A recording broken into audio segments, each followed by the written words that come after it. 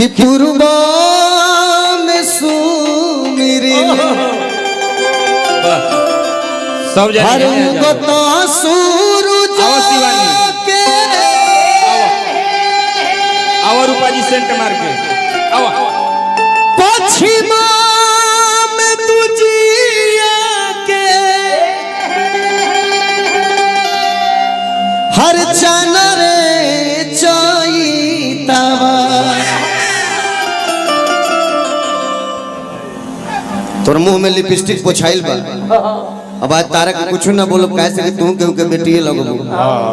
ऐसा तारा का कुछ नहीं के बोल सकत हम बेटी महोत्सव में बनी हां ये बेटा नहीं बोलेगा रूपा भौजी चाची